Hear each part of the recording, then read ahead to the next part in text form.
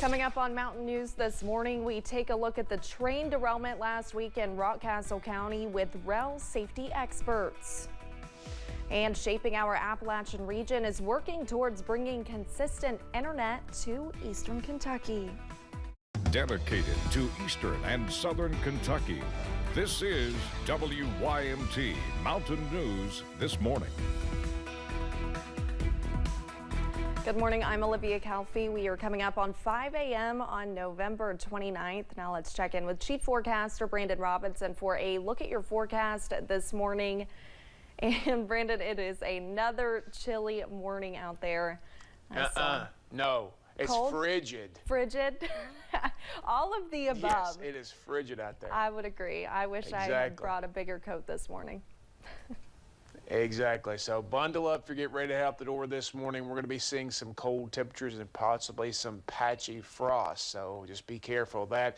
Taking a look across the region, we're looking at WYMT, Buffalo Mountain, Moorhead. You see London Corbin Airport, maybe some frost out there. So just be careful this morning. Temperatures, teens and 20s. Look at Clintwood.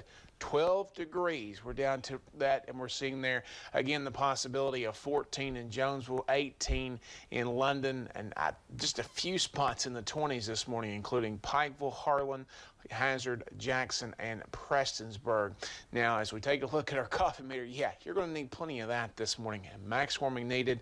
And as we head out the door, again, give yourself about 5 to 10 minutes to scrape this morning, get those cars warmed up, especially if you left them outside overnight. Give yourself at least a couple of minutes to get them warmed up as you head deeper into the forecast. Now, again, later today, sunshine will break out, so temperatures will go up pretty quickly. So we'll continue to watch that trend as we head a little bit later on. I have the full forecast coming up here in just a few minutes. Olivia? All right. Thank you, Brandon.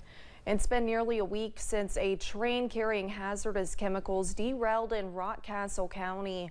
Kelsey Soto talked with rail safety experts about the incident, the response, and what questions still linger. It was a failed wheel bearing that caused a train to derail and sparked a chemical fire in Livingston last week. Lawrence Thayer lives less than a mile from the site. His household was personally evacuated by the rail company around 1 a.m. on Thanksgiving. He tells me all he could think about was taking care of a young man who has become family. I care about him a lot. I've lived a good life. If I expired today, then I'm a happy man. But he's still got his life to live, and I don't want to see anything happen to him. The EPA says sulfur dioxide can cause respiratory problems depending on the concentration and the length of exposure. The rural and remote area posed its own challenges. I mean, they had to make a road to get to this, where this was. I mean, unfortunately, it just happened in a spot where if you're going to have a train derailment, you don't want it to happen here, because they had to bring tons and truckloads of, big gravel in. Michael Callanan is a rail safety expert and former conductor with CSX and Amtrak. He says he wants to know more about the rail car in question and its maintenance records. It's mandatory that these trains, before they leave their initial terminal, when the train is put together, that a car inspector walks the whole train and inspects it and signs off on it. A CSX spokesperson tells me their rail network is equipped with hot bearing detectors. They're meant to identify wheels with overheating bearings 170 degrees above the outside air temp. He says in this case, when the train passed the last detector, the temperature was below the threshold, which is why the alarm didn't sound. I think the federal government should obviously take more measures to promote safety within the rail industry. In Rockcastle County, Kelsey Soto, WKYT. CSX tells the Associated Press that the last hot bearing detector the train passed was 21 miles back. The train derailed 2 miles shy from the next detector. Across the CSX network in the eastern part of the country, those detectors are typically about 15 miles apart. However, on less traveled routes that don't include passenger traffic, they can be farther apart, like in this case. A long multi-state police chase ended in Rowan County. Police say Rodney Sears led them on a nearly 90-mile chase at 3 in the morning yesterday, and he was driving a stolen Huntington, West Virginia police cruiser. The pursuit took them into Rowan County. Court documents show there were 2 fully functioning firearms in the car when it was stolen. Troopers say Sears abandoned the car on I-64 and tried to run, but they were able to catch him. Kentucky Power has lowered a proposed rate hike after pushback, but many say it is still too much.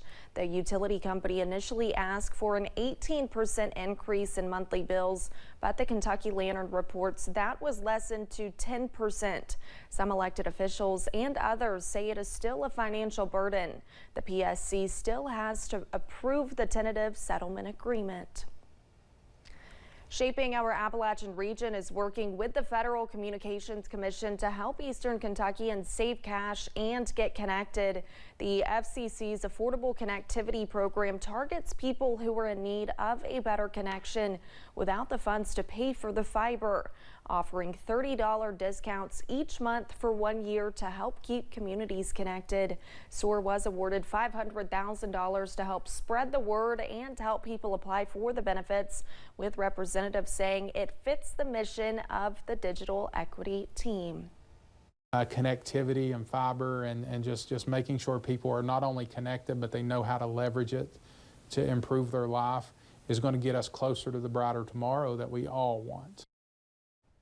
Find out if you qualify and how to apply on our website. Feral hogs are an invasive species that wreak havoc in some parts of the U.S. Kentucky ranks in the top 15 in the nation for the animals. The hogs can cause significant damage to crops and food sources for other wildlife. Dr. Charles Elliott, a professor of wildlife management, says crops can be destroyed easily by the invasive hogs. They can be a real serious competitor and cause economic loss. It's a real pain. It's a real pain, and they're really, really intelligent animals. So trying to control them is a real challenge where it's been attempted in other parts of the country. In a study done by a hunting and fishing platform called Captain Experiences, Kentucky has 310 reports of feral pigs present in 81 counties across the state. Hunter Biden is willing to testify on Capitol Hill in December, according to his attorneys. Lawyers for the president's son told the House Oversight Committee that he is available to testify on December 13th, but only if he can do so publicly. The committee's goal is to determine whether the president committed an impeachable offense in connection to his family's foreign business dealings. House Oversight Committee Chairman James Comer of Kentucky says an offer from Hunter Biden to testify before Congress does not satisfy a subpoena. That subpoena was sent by the committee in an impeachment inquiry into Hunter Biden's father, President Joe Biden. Comer wants a closed-door meeting with Hunter Biden before the committee. Hunter Biden says he would testify publicly, but says closed-door sessions can be manipulated into one-side narratives about what is said. The chairman of the Kentucky Republican Party is stepping down after an 8-year tenure. Mack Brown said it's time for him to step down from the chairmanship to allow new and fresh leadership to take the party to the next level. State GOP officials have not given a timeline for choosing his successor. Thanks for getting your day started with us here on Mountain News this morning. Coming up, 4 years after the start of the COVID-19 outbreak in China, the country is beginning to be plagued with a new respiratory illness. And a cold morning gives way to a much warmer day. We'll have the full forecast details in about 3 minutes.